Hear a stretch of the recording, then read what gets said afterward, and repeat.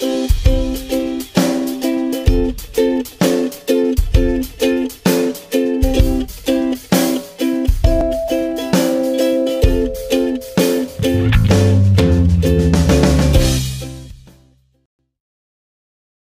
noite a todos, meus queridos jovens. Todos aqui são jovens, né? Em nome de Jesus. Aleluia. Primeiro eu quero agradecer a Jana e o Luciano pelo convite. Para mim é uma honra poder estar aqui com os jovens e compartilhar um pouquinho, né, das Escrituras. Isso é uma bênção. Quero saber qual dos jovens que está com a Bíblia aí para acompanhar. Tem que ter Bíblia aí para acompanhar, né? Estamos na ministração. Glória a Deus. Jovens, hoje eu quero falar de um assunto muito importante, né? Em geral, todos os assuntos. Para aqueles que não me conhecem ainda, vamos começar do começo, né? Meu nome é Rony, para quem ainda não me conhece, faço parte aqui do Tropa de Jesus, faço também parte do Homens do Tropa e mais um bocado de coisas aí também no Ministério. Amém? O assunto que eu gostaria de tratar hoje com vocês, acredito que é um assunto muito, muito importante, principalmente para nós tratarmos já logo cedo, né? Logo para vocês que são jovens, e é algo que eu creio que no futuro vocês vão entender um pouquinho de quão importante é sobre esse assunto que nós vamos falar. E o assunto é sobre conselho e conselheiro, né? Então, esse é algo muito importante para as nossas vidas, em toda a nossa vida. E eu quero já iniciar aqui perguntando para vocês: quem é ou quem são os seus conselheiros da sua vida? Quem que te aconselha quando você precisa tomar uma decisão, quando tem algo importante na nossa vida ou algo simples, né? Quem são os seus conselheiros? Quem é que te aconselha? Quem é que tem acesso ao seu coração? Quem que tem uma liberdade contigo que você pode falar abertamente todos os assuntos? Você já parou para pensar que é importante ter alguém para isso? Se caso você, aí na sua mente, você respondesse assim, o meu conselheiro é o Espírito Santo. Aí eu te pergunto, e você segue os conselhos do Espírito Santo quando ele te aconselha? Mas se não for o Espírito Santo, tudo bem. Digamos que seja alguma outra pessoa. Você segue esse conselho? Essa pessoa que ela te aconselha, ela é uma pessoa cristã? Ela também compartilha da mesma fé que você, ela crê em Jesus, ela lê as Escrituras, porque isso também é muito importante. E hoje nós vamos ver aqui, através das Escrituras, o quão é importante um bom conselho e quão é terrível, como nos faz mal, um mau conselho quando nós recebemos e seguimos esse mau conselho. Eu não sei se os jovens talvez aqui não estão acompanhando, ou alguns estão, mas eu quero deixar o convite. Nas sextas-feiras, nós estamos tendo uma aula sobre Jesus, né, todas as terças-feiras, né? Então, vocês estão convidados a participarem. E ontem nós falamos de um assunto, dois assuntos muito especiais, foram sobre a samaritana, que está lá em João, no capítulo 4 a partir do versículo 3, e também falamos sobre aquela moça que ela foi pega em adultério e ela foi levada até Jesus para que ela fosse apedrejada, né? Porque eles queriam que Jesus sentenciasse ela. Está lá em João 8.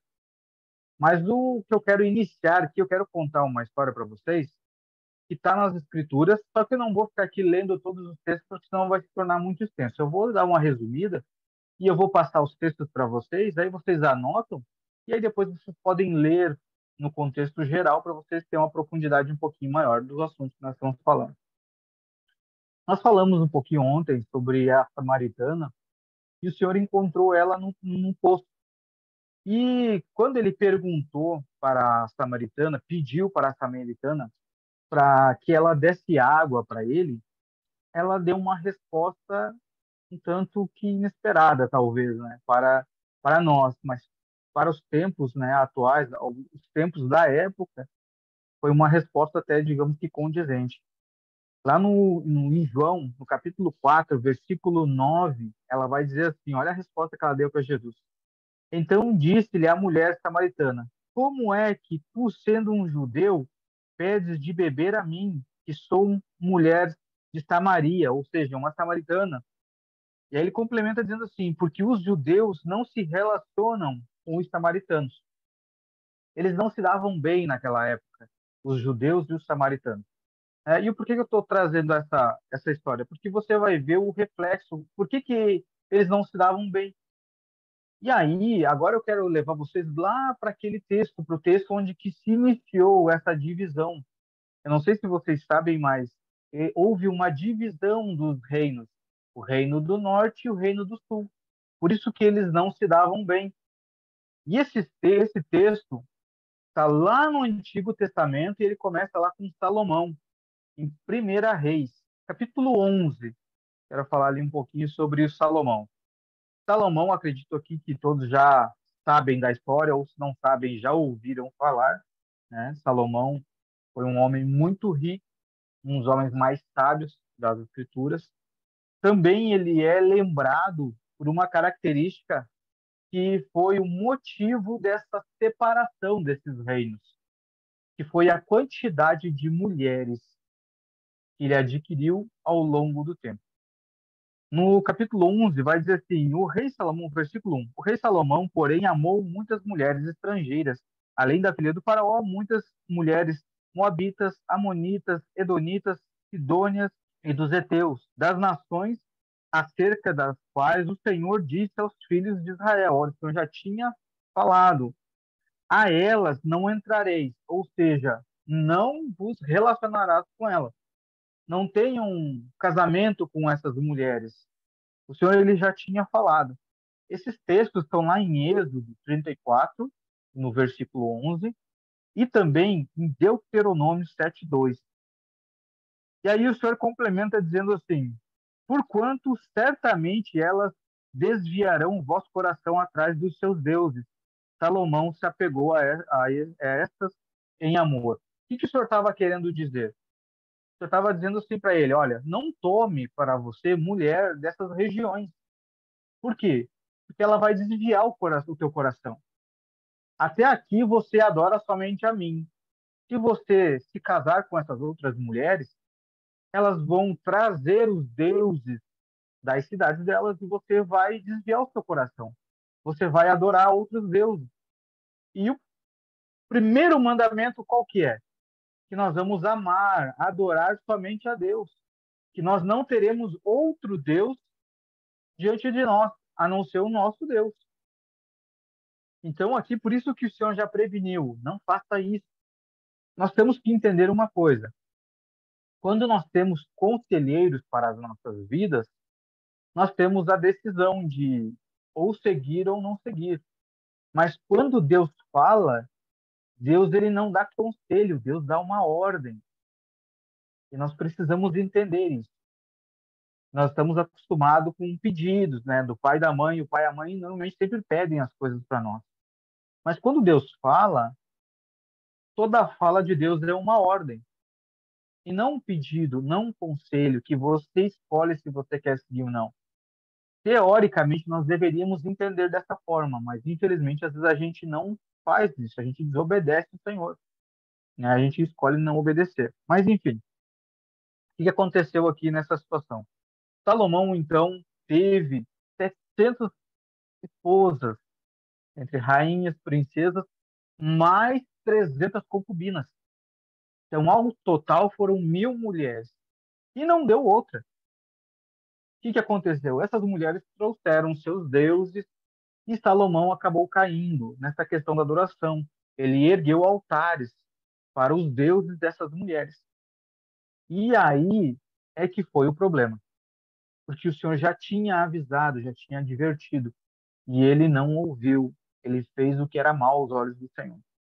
Mas como ele era filho de Davi, o Senhor tinha um apreço muito grande por Davi. Aqui entrou uma questão. O que o Senhor falou? Eu vou dividir o seu reino, eu vou rasgar. Essa é a palavra que está nos textos. Eu vou rasgar o seu reino. O que era? Eu vou dividir o seu reino. mas eu não vou fazer isso no período em que você estiver governando. Eu vou fazer isso no período em que seu filho for governar. E eu não vou te deixar totalmente sem um reino, por amor a Davi, seu pai. Então ele se escapou de ficar sem governar por conta do pai, por conta de Davi. E aí, Salomão ele tinha um filho, né, chamado Roboão. Esse Roboão era filho de Salomão. E também Salomão tinha um servo com um nome muito parecido, que se chamava Jeroboão. São os nomes bem parecidos. Mas Roboão é o filho e Jeroboão o servo. Automaticamente, o que era o comum, o que era o normal? Era todos os reinos passarem para o filho Roboão. Só que o que aconteceu? Como ele fez algo que era mal aos olhos do Senhor, o Senhor então enviou, aqui no versículo 29, você vai ver, capítulo 11, que o Senhor enviou um profeta. E o Senhor sentenciou, então, essa divisão dos reinos, que não se concretizou naquele momento, foi mais para frente. Mas você vai ver aqui o que o Senhor falou. Versículo 29 diz assim: E se sucedeu que naquele tempo, quando Jeroboão saiu de Jerusalém, que o profeta Aías, o Silonita, encontrou-lhe no caminho e havia se vestido com uma vestimenta nova. E os dois estavam a sós no campo. E Aías, né, esse profeta, tomou as vestimentas novas que estava sobre ele e o rasgou em 12 pedaços. Então ele rasgou as vestimentas novas, ele rasgou em 12 pedaços. E ele diz assim: E ele disse a Jeroboão, olha só, o Jeroboão era o servo, não era o filho. Ele diz assim: toma para ti 10 pedaços. Ou seja, esses 10 pedaços representavam 10 partes do reino. Toma para ti 10 pedaços, porque assim diz o Senhor, o Deus de Israel: eu eis que rasgarei o reino da mão de Salomão e darei 10 tribos para ti. Mas ele terá uma tribo, por causa do meu servo Davi, e por causa de Jerusalém, a cidade que tenho escolhido de todas as tribos de Israel. Ou seja, ele partiu em 12, deu 10 para Jeroboão, ia deixar uma para Salomão, aquela uma que sobrou, ele ia deixar para o filho. Depois, aqui mais nos textos, no versículo 35, vai estar explicado ali, se você quiser ler posteriormente. Então, aqui o Senhor já deu uma sentença: olha, eu vou dividir o reino. Essa divisão, ela perdura até o texto que nós lemos ali em João. Sabe quanto tempo levou? 931 anos. Por uma desobediência. Deu quase 1000 anos da divisão de um povo. Por isso que quando Jesus encontra a samaritana e fala com ela, ela diz assim: ué, como que você, sendo um judeu, está falando comigo que sou samaritano? Nós não se damos bem por conta dessa divisão. E aí o que aconteceu? Quando o Senhor deu essa sentença, então, que o reino ia ficar a grande parte para Jeroboão, no versículo 40 você vai ler ali que Salomão procurou Jeroboão para matar ele. Salomão queria matar Jeroboão, para que não ficasse os reinos para ele. Só que Jeroboão, o que ele fez? Fugiu para o Egito. E ele ficou lá no Egito até que Salomão morresse. Você vai ver que ali no versículo 43, Salomão então dorme, né? Ou morre. E aí, o que acontece? Veio então o filho, o Roboão. Roboão veio aqui para a cidade aqui de Siquém, porque o povo tinha se reunido, já que Salomão tinha morrido, então se reuniram para quê? Para agora ir falar com o filho, porque eles entendiam que o filho ia assumir todos os reinos. E aí agora entrou uma questão. O que o povo fez? Jeroboão, que estava no Egito, ele soube que Salomão tinha morrido. Ou seja, agora já não tinha mais perigo em relação à vida dele. E ele pegou, então, voltou. Quando ele volta, ele se une ao povo e eles vão falar, então, com Roboão, o filho de Salomão. E aí entra uma questão. O que o povo pede para Roboão? Ele diz assim: olha, seu pai ele foi muito duro conosco, foi muito pesado. a mão dele sobre nós. O serviço era muito difícil, era custoso, era muito duro, ele era muito rígido conosco. E aí o que eles pediram? Reine sobre nós, mas aqui a sua mão seja mais leve do que a do seu pai. E aí nós vamos te servir para sempre. Então eles só queriam o quê? Que ele não fosse um rei tão duro, não é um rei tão firme, um rei que aliviasse um pouquinho a carga de serviço, de trabalho deles. E aí agora é que entra a chave dessa nossa administração. Roboão, o que que ele fez? Diante do povo, ele disse assim, ó, vocês vão ir embora agora e daqui 3 dias vocês vão voltar. E o povo foi embora. E aí o que que Roboão fez? Roboão foi tomar conselho com os conselheiros, porque todo rei ele tem conselheiros que lhe ajudam a ele tomar as suas decisões a respeito do reino e a respeito de todas as decisões. E Roboão foi fazer isso. Só que se você olhar aqui os textos, você vai ver que quando ele procurou os conselheiros, a Bíblia diz que ele procurou o conselho dos velhos, ou seja, os anciãos, conselheiros que têm experiência, os mais velhos de idade. E aí, olha o que esses homens de mais idade aconselharam ele, dizendo assim: bom, faz o seguinte, se você servir o povo agora, ou seja, se você atender o pedido do povo agora, o povo vai te servir para toda a vida. Então, sirva a eles, atenda o pedido. Aí ele saiu da presença desses anciãos, dos mais velhos, e aí o que ele foi fazer? Foi tomar conselho com os mais jovens, os mais novos, aqueles que a gente fala os mais jovens, mas esses mais jovens eram homens da idade dele.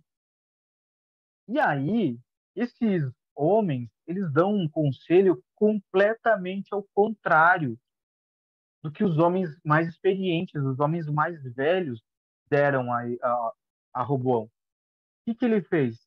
Esses homens jovens, eles disseram assim, ó, vai e diz ao povo que o teu dedo mínimo, seja, o teu menor dedo da mão, ele vai ser mais largo que os lombos de Salomão. O que é os lombos? A parte das costas, aqui embaixo, atrás. Então, você pega os lombos de um homem, é largo.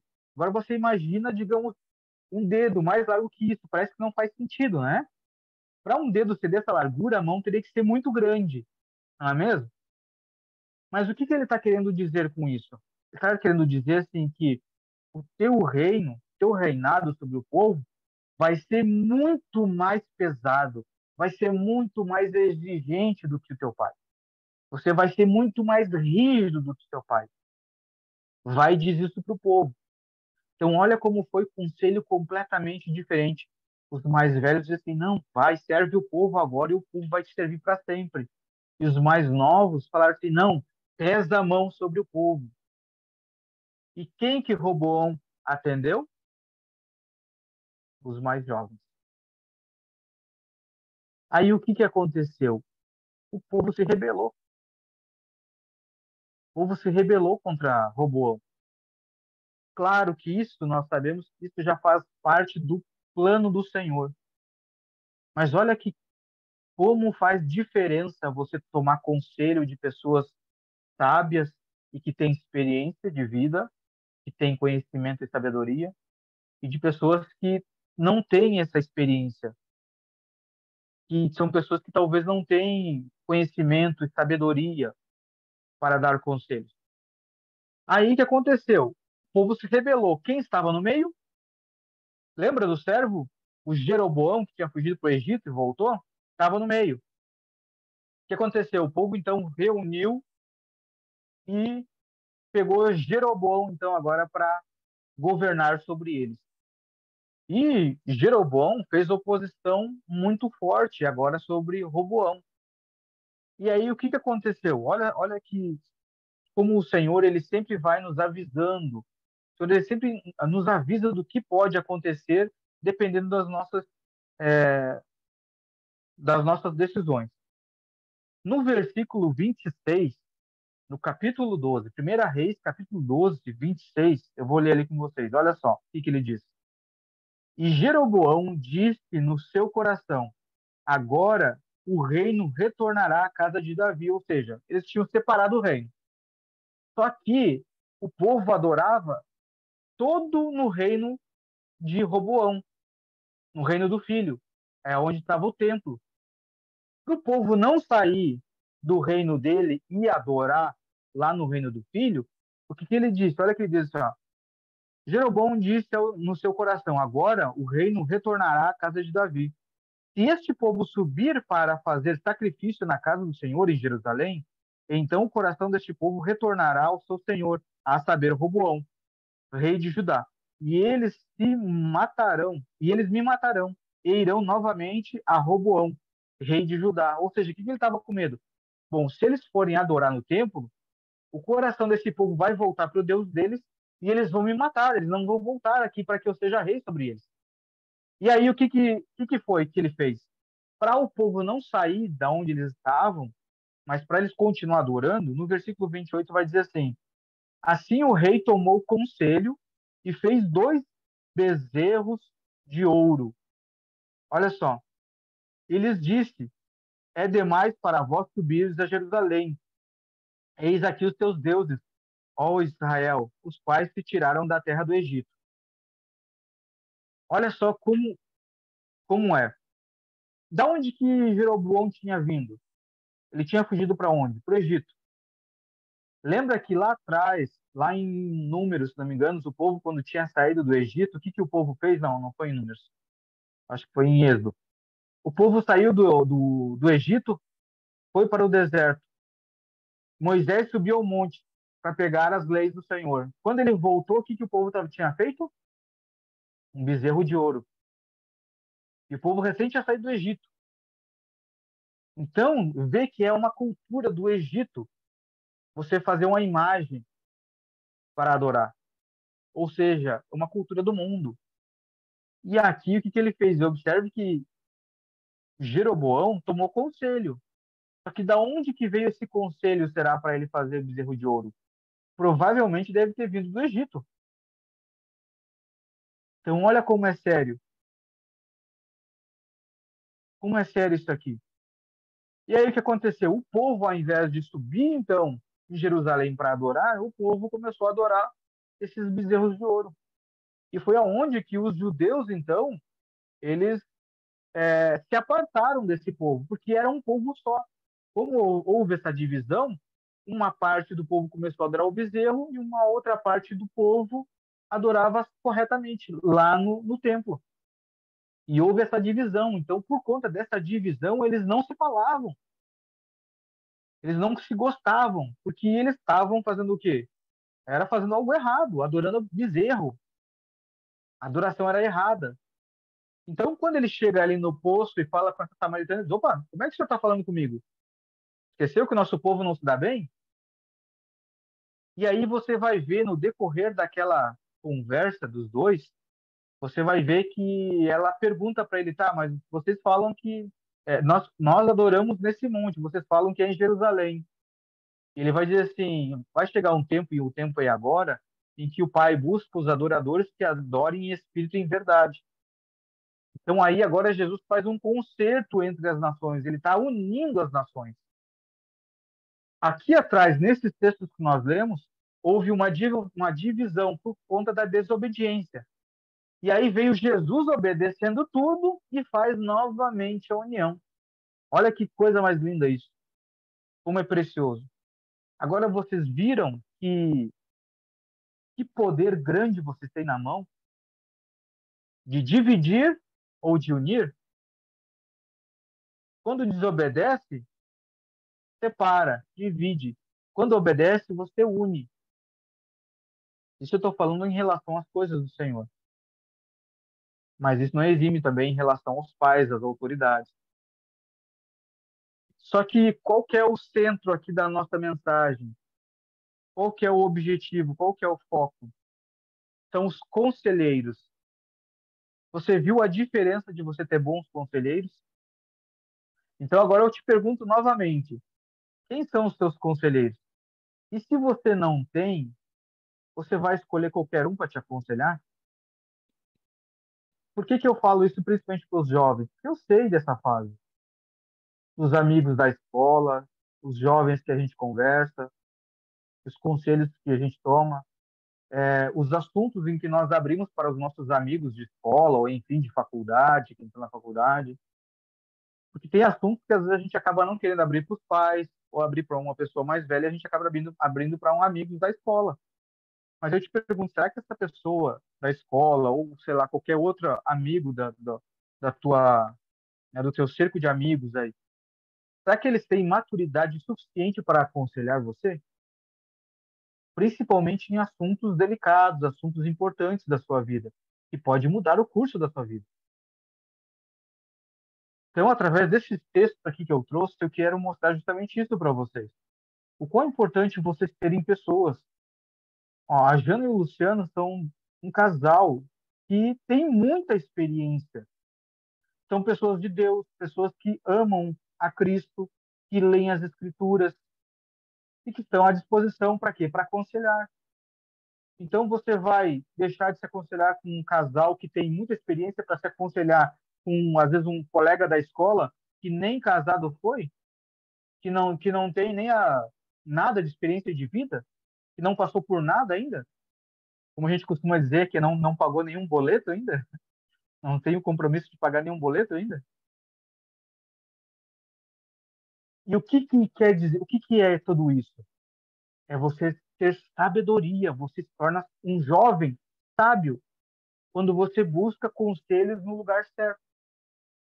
E olha, eu quero trazer agora outros textos que eu quero ler rapidamente com vocês, que chega a parecer um pouco de contradição, vamos dizer assim. Por quê?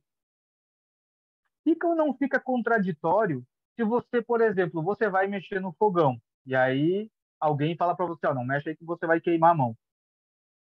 E aí você vai lá e mexe e você queima a mão. Só que aí daqui um pouco uma outra pessoa vai mexer no fogão. E aí você aconselha, ó, não mexe aí porque você pode queimar a mão, a pessoa vai dizer, mas é contraditório. Você disse para eu não mexer, sendo que você mexeu. Mas agora, por que que você fala para ela não mexer no fogão que pode queimar a mão? Porque você passou pela experiência.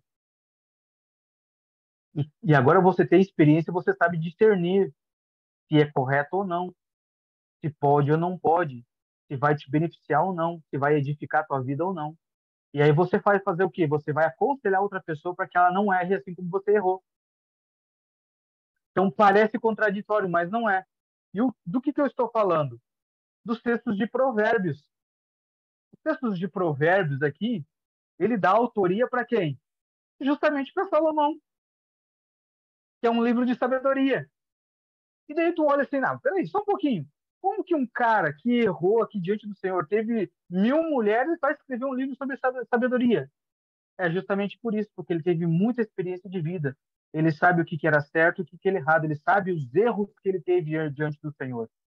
E o que isso causou para a nação, não só para ele. Por isso que ele escreve para quê? Para que hoje eu, você, a gente possa ler Provérbios e nós nos tornarmos sábios, não errar onde ele errou. Por isso que é muito importante nós lermos as Escrituras, ter os conselheiros, para quê? Para que a gente consiga caminhar cada vez mais correto diante do Senhor, que a gente acerte cada vez mais. Não é que a gente vai acertar sempre, não. Quem aqui nunca errou? Todos nós erramos, mas a gente procura sempre que melhorar e corrigir a nossa rota. Sempre nós procuramos acertar.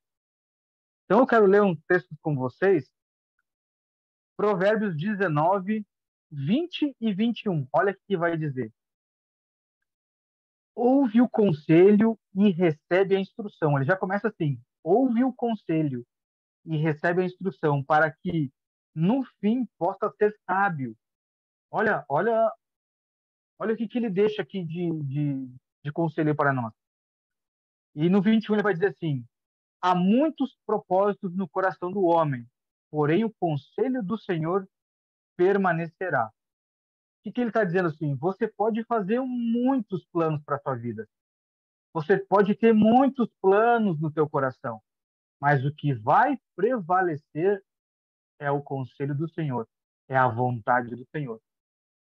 Então não adianta você querer encher a tua vida de planos sem consultar o conselheiro mor, o conselheiro máximo, que é o nosso Deus. Porque a própria Bíblia, não sei se vocês já leram, mas a própria Bíblia diz que, em Salmo 139, versículo, se não me engano, 16, que ele tem todos os dias nossa vida escrito, antes mesmo de que uma existisse.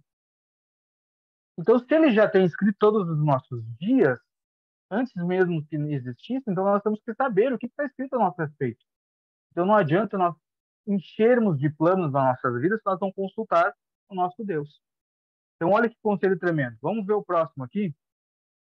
Ó, Provérbios 11:14. Vai dizer assim: onde não há conselho, o povo cai, mas na multidão de conselhos há segurança. Olha que tremendo.